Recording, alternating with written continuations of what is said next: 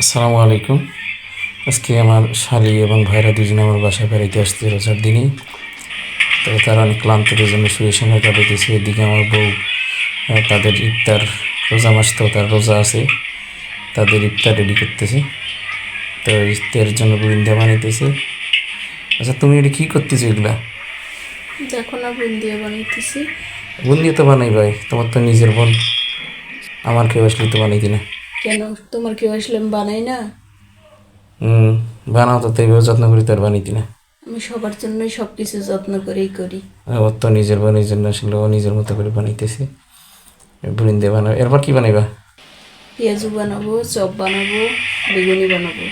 আচ্ছা, ও আসলে এত সুন্দর করে বুরিন্দা বানাইতে পারে আমি কখনো আগে জানতাম না। আজকে আমার বিয়ের বয়স প্রায় অনেক দিন হয়ে গেল, আমি কখনো দেখিও নি যে এরকম করে বুরিন্দা বানাইতে পারে। আসলে অনেক সুন্দর করে বুরিন্দা বানাইতেছে, অনেকগুলো অবশ্য বানাইছি। তো এরপর পেঁয়াজ বানাবে।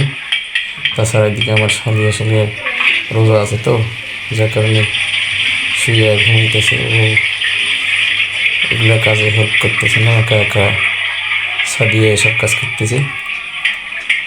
তো কতক্ষণ লাগবে তোমার এটি বানাইতে? এই আর কিছুক্ষণ এই তো ইফতারের হয়ে এরপরে আসছে। একটু পরে তো আজান দিবি। তোমার ইফতার করবে কখন? তোমার তো বানাইতে সময় পারা যাচ্ছে। আজানের আগেই সব রেডি করে দিব আমি।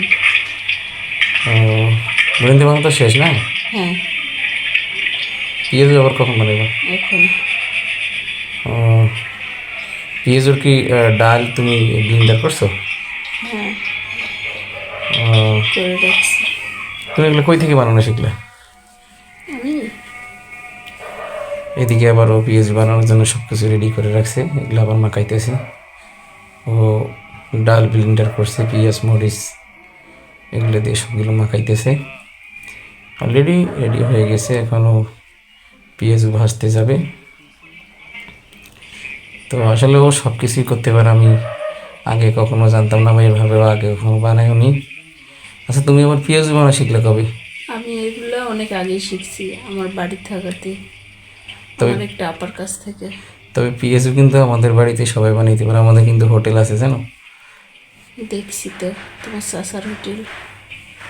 হ্যাঁ, আমি মনে করছি যে শুধু আমরাই পারি, কিন্তু তুমি পারো। তুমি কোথা থেকে শিখলে এগুলো? আমি চাচার কাছ থেকে শিখছি। আসলে ও অলরেডি পেঁয়াজও বানা প্রায় শেষ করলো, অনেকগুলো পেঁয়াজ বানিয়েছে, তখন সুন্দর করে বানানো হয়েছে। আচ্ছা, এরপর কি করবা? এরপর চাপ বানাবো, তারপরে শেষ। তুমি তোমার বোনের জন্য এত কিছু বানাইতেছো, তুমি তো আমারই তো কোনোদিন শুধু এতগুলো কি বানা। আমার বোন একাই খাবে? তোমরা খাবে না? তা আমরা খাবো, তো তোমরা এর আগে তো কোনোদিন, আজকে রোজার কয়েকদিন গেলে এভাবে তো বানানি, খালি ছোলা বুট সিদ্ধ করে দিচ্ছিলা। এই কয়দিন সময় ছিল না, এই জন্য। তো দর্শক, আসলে পেঁয়াজু প্রায় বানানো শেষের দিকে। তো আসলে ইফতারের সময় আসছে, বাকি অন্যান্য সব পেঁয়াজু বেগুনি এগুলো সবগুলো হোটেল থেকে কিনে আনা হয়েছে। এখন ফল ফলাদি যেগুলো আছে এগুলো আমার শালি ঘুম থেকে উঠে এসে নিজে হাতে কাটতেছে, ইফতারের সময় হয়ে আসছে। আমার ভাসতে এদিকে পাশে বসে শরবত রেডি করতেছে, আর সাদিয়ে বসে বসে সবগুলো দেখতেছে। তুমি খালি দেখবা, তুমি নিজে কাটো। কাটবো তো। এই তরমুজ কাটো, তরমুজ। আমার বোনই কাটতেছে না। তোমার বোন তো এসে ঘুমাইছি, তোমার বোনকে কাটছি নাকি? এখন তো কাজ করতেছে এখন আমার ইফতারের বোন। সময় হয়ে আসছে, এখনও কাটতেছে। তো আজকে ইফতার হিসেবে আত্মীয় আসলে আসছে, ইফতার হিসেবে আজান হয়ে গেছে। এদিকে আমার ভাইরা আবার ইফতারি খাচ্ছে, আর শালি আমার তরমুজ কাটতেছে।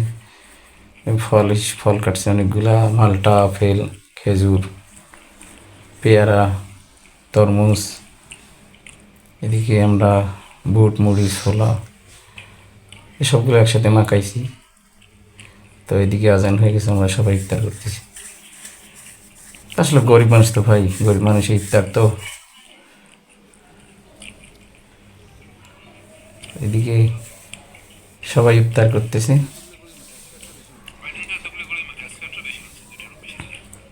তো আসলে অনেক ভালো লাগতেছে আমার, সব অনেকগুলো লোক মিলে একসাথে ইফতার করতেছি। ইফতারের সময় যখন আমরা সবাই একসাথে ইফতার করি, অনেক ভালো লাগে, মনের ভিতরে অনেক তৃপ্তি লাগে। ইফতারটা করে অনেক মজা পাই আমরা। তো দর্শক, আমাদের ভিডিওটা যদি ভালো লাগে অবশ্যই চ্যানেলটি সাবস্ক্রাইব করে সঙ্গে থাকবেন। ধন্যবাদ সবাইকে।